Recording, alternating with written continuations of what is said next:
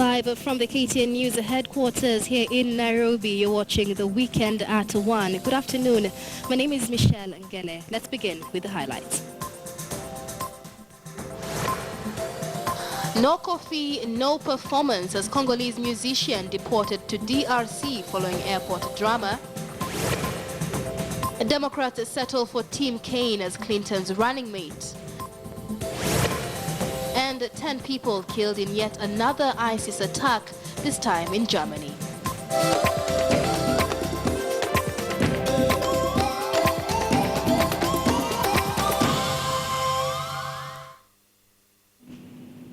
Welcome to the program. Congolese musician Koffi Olomide has been deported to Kinshasa, DRC via Kenya Airways after he assaulted one of his female dancers at JKIA yesterday morning. The Rhumba maestro was arrested outside Royal Media Services offices on Friday evening and taken to JKIA police station where he spent the night in police cells. Olomide had just been interviewed on Citizen TV before police apprehended him and his dancers. Inspector General of Police Joseph Boinnet also ordered airport police to take immediate action against him. The musician was arrested after a video of him assaulting one of his dancers went viral.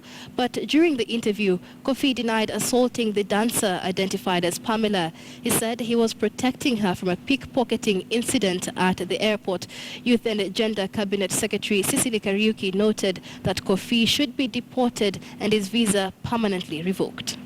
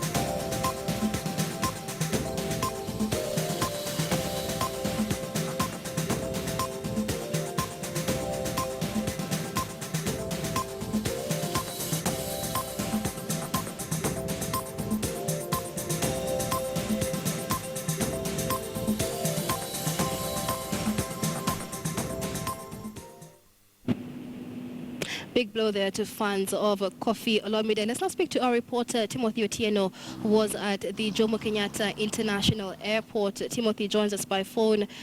So, Timothy, Koffi Olomide has been deported. So what's the fate of that concert that he was to hold tonight?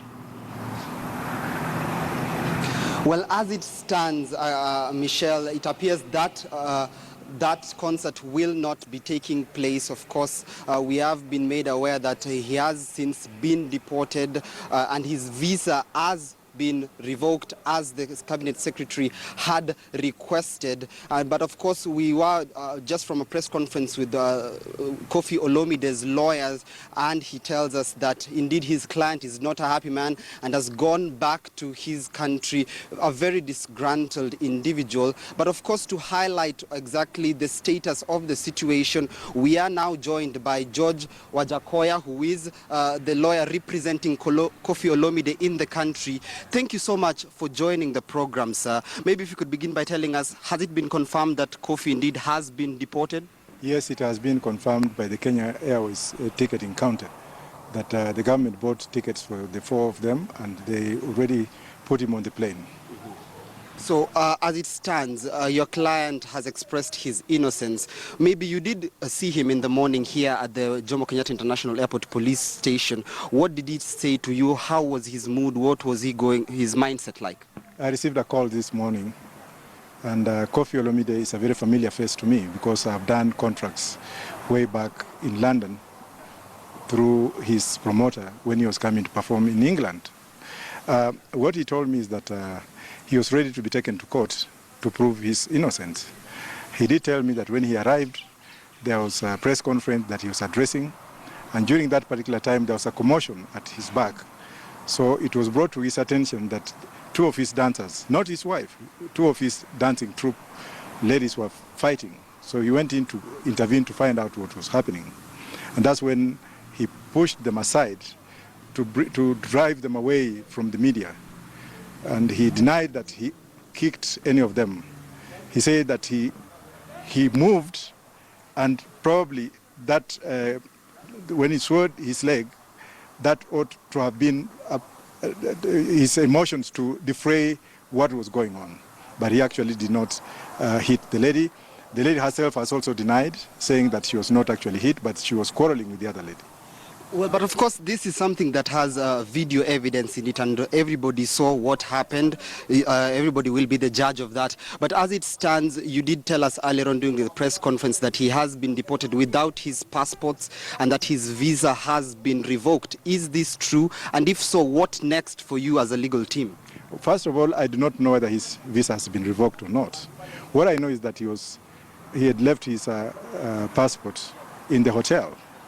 And I had actually called for the passports anticipating to ask for a cash bail, because the offense that he is allegedly said to have committed was not demonstrated to us, because there was no complainant and there was no facts before us, there was no charge sheet. And we thought it was a trivial issue that was going to be resolved, given the magnitude of the personality or persona that this man is. And when the government decided to snatch him from me, in the presence of the ambassador, which was so much shameful for a modern police force in this country, for the DCIO airport to come in with arbitrary orders from above, from heaven, reminding us of the old rotten constitution where people used to do things as they pleased to the whims of their masters.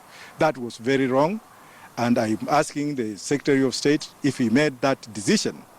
Mr. Nkaiseri, I know you personally, if you made that decision, then carry it, verbum salabako, because you as a minister ought to be in a better position to get facts, and where facts are not being stitched together, then the person must be taken to court, not to act contrary to Section 40, Article 47 of the Constitution, which calls for fairness for a person to be given a right to be heard in the front of the courts, for the courts to decide. In this case, we have had an arresting officer who is the judge himself, who actually has invoked punishment and has actually carried the mandate. What kind of democracy do we live in today? We as lawyers, and I in particular, am very, very bitter about what has happened. Even if it happened, as it's being alleged, then where is the investigation? Why do we have to put 3 women in cells who had not committed crime? If one of them is alleged to have been beaten, then why not make her the complainant, take a statement from her, and call her as a state prosecution? Why put all of them in jail? And those who are fighting for gender, why have what we call derivative gender? Fighting on one side for gender and leaving the other side. Why can those women who are fighting for a woman having been beaten also fight for the women who are put in cells and locked up, their rights being violated, their privacy being violated? Is this the Kenya we want? Hell no. That is an injustice.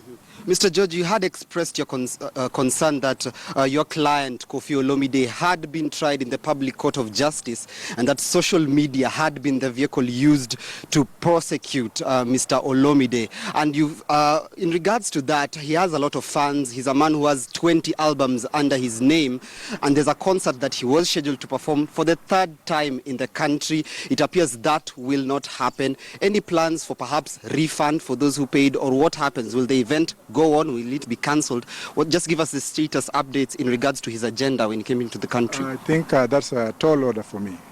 It's actually up to the promoters who had a contract with whoever paid the money to answer that question. I'm only doing the legal part of it, but not the commercial part of it.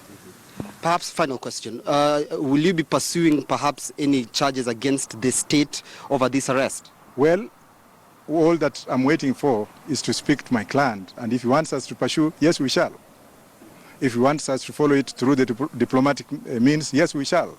If he wants us to go to the highest courts in the world, yes, we shall. Because justice ought to be seen, and it also ought to be done. Equity demands justice and fairness.